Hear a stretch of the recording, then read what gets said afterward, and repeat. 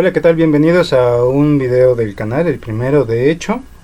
Eh, Como mencioné en el anterior video, eh, bueno, vamos a abordar algunos temas importantes o interesantes a mi parecer, por supuesto.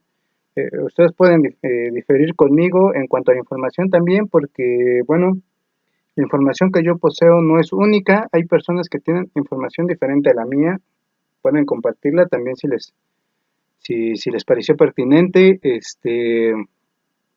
O si tienen más información, pues también pueden agregarla aquí abajo en los comentarios. Eso sería bastante bueno porque así podríamos nutrirnos todos como comunidad que está interesada en este medio de la historieta, de la animación y demás, ¿sí? Eh, la información que voy a compartir en el día de hoy la pueden ustedes consultar. No sé si ya está en línea, pero esta es de mi tesis. Eh, Como les dije, mi tesis se llama Gestión y Difusión, una mirada a la historieta mexicana. Y el día de hoy vamos a abordar un tema que me parece muy importante. De hecho, fue el primer tema que abordé dentro de mi tesis. Y el tema se llamó la caricatura política. ¿Y por qué abordar este tema el día de hoy? Bueno, pues porque considero que la historieta, en general, manga, cómic, historieta, en fin, como quieran llamarle, eh, tiene orígenes que comparten constantemente, ¿sí? Eh, por ejemplo, en este caso, como les acabo de mencionar, la caricatura política es uno de los antecedentes. Por supuesto, no estoy diciendo que sea el único, puesto que existen varios. Sin embargo, para mi tesis yo únicamente rescaté dos de esos antecedentes o pilares de la historieta mexicana. Eh, bueno, de la historieta mexicana, pero que también pueden encontrar esta relación en otro tipo de historietas, ¿sí? Hay otras historietas como el manga, que tiene un antecedente diferente a este, pero que comparte de igual forma algunas características importantes. En este caso, el manga tiene un antecedente muy similar a un trabajo parecido. No es una caricatura política como tal, pero es un tipo de dibujo, por supuesto, de una sola viñeta. La caricatura política se compone básicamente de eso, de que solo está compuesta por una sola viñeta. En algunas ocasiones pueden haber más cartones, que es así como se le conoce actualmente. Sí, más dibujos, pueden ser 3 o 4, o inclusive algunos más, hasta 9 cuando mucho, no puede ser más grande, porque entonces estaríamos hablando de otro formato y ya no se llamaría caricatura política. ¿Sí? Eh, pero bien, comencemos a abordar el tema.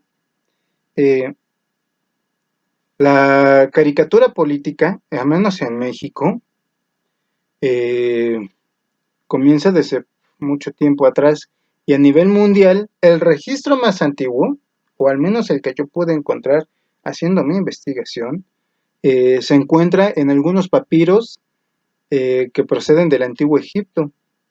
Eh, Esto puede sonar un poco raro, pero sí, en efecto, en Egipto ya existía un precedente parecido a la caricatura política. De hecho,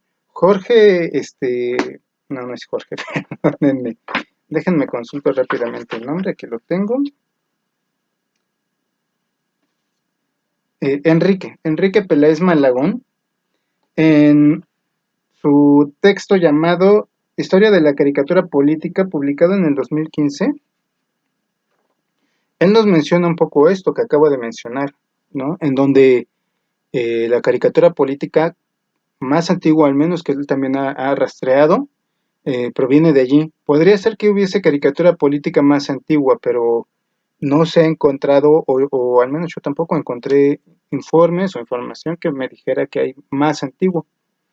Como menciono, el más antiguo, al menos que yo encontré, fue justamente esto que menciona Peláez Malagón en el antiguo Egipto. De hecho, hay una imagen muy famosa en donde se puede ver eh, una, una representación del faraón representado como una rata o un animal parecido que está sentado en el trono y este está recibiendo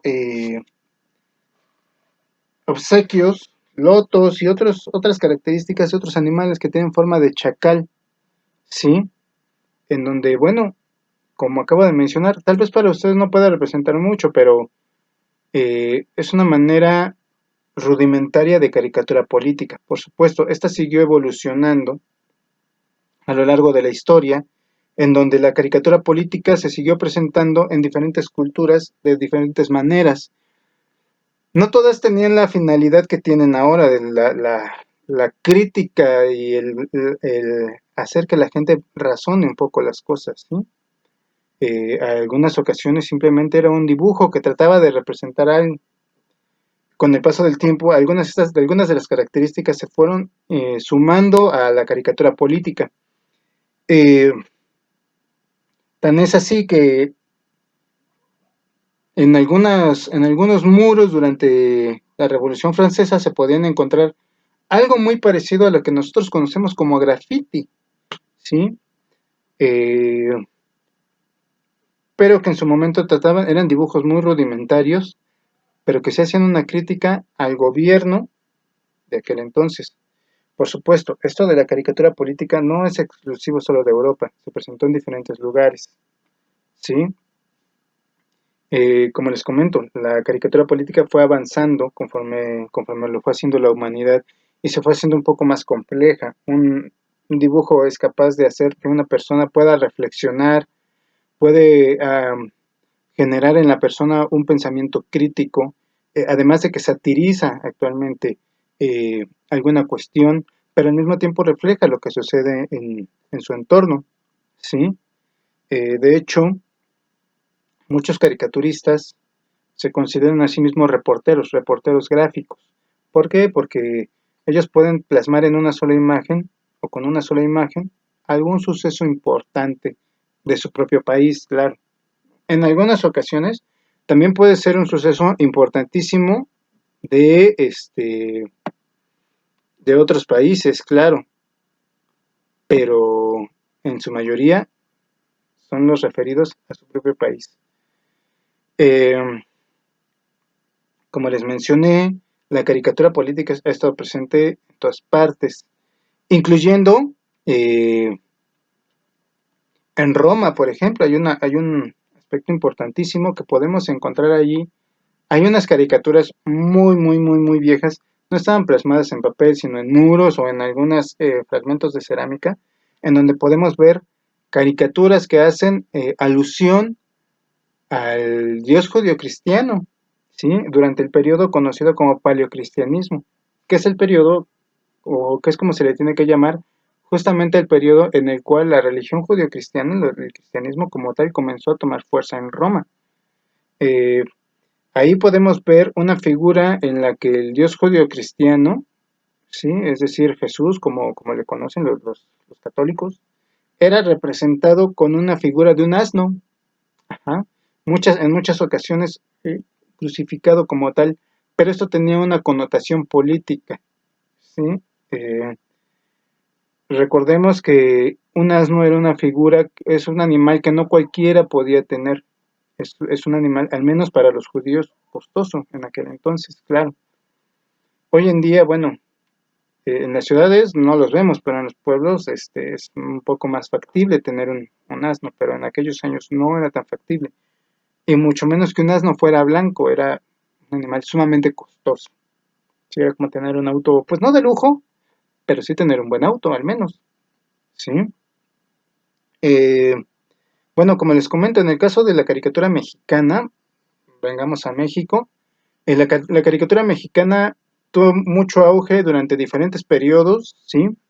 Durante la Guerra de Reforma, la caricatura política estuvo presente la mayor parte de la guerra.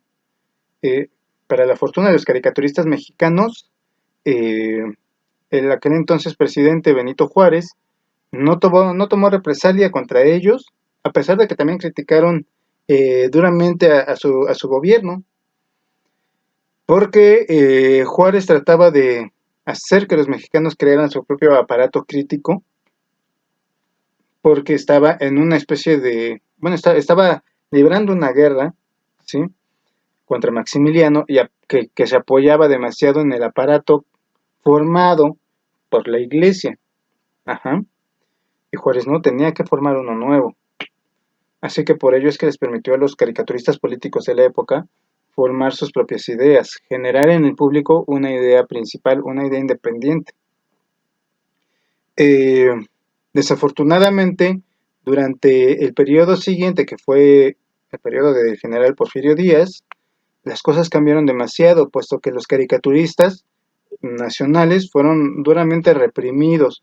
Muchos de ellos fueron encarcelados, otros fueron fusilados, algunos pudieron escapar y exiliarse. Y pues bueno, durante ese periodo el gobierno del general Díaz fue severamente criticado, no solo por los caricaturistas mexicanos, sino por algunos otros de países extranjeros. Eh, Sin embargo, de igual forma que había caricaturistas que criticaban al gobierno del general Díaz, habían otros caricaturistas que estaban a favor del general Díaz, ¿sí? Que criticaban también duramente a algunos revolucionarios como Zapata o Francisco Villa. Ajá.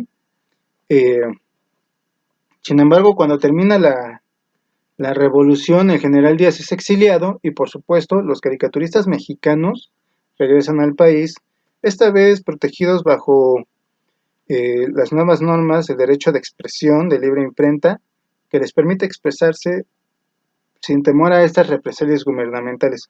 Sabemos que hoy en día, aunque existe este derecho de expresión, pues bueno, algunos gobiernos anteriores, ¿sí? Eh, pues han reprimido a los reporteros, a los dibujantes. Por supuesto no de la misma manera, pero ha existido un poco esta represión. Bueno, yo creo que eso es todo lo que puedo agregar porque tengo unos vecinos un poco ruidosos de hoy. Me disculpo. Por favor, denles like si les gustó. Si tienen más información, por favor, déjenla aquí. Esta información que he dado fue una información muy rápida y concisa. Si ustedes quieren saber más, pueden checar la tesis que les mencioné. Yo espero que ya esté en línea. No sé si lo esté porque cuando yo presenté mi tesis y mi examen, fue un poco antes de que comenzara esta situación de la pandemia eh, mundial. Y pues bueno, esto generó que algunos procesos se detuvieran. No sé si ya está en línea, espero que sí. Si ya está, bueno, pueden consultarlo allí. Si no, pueden preguntarme y con gusto se las envío. No tengo ningún problema. Y pues bueno, por favor, denle like, suscríbanse si no lo han hecho. Y pues bueno, hasta la siguiente.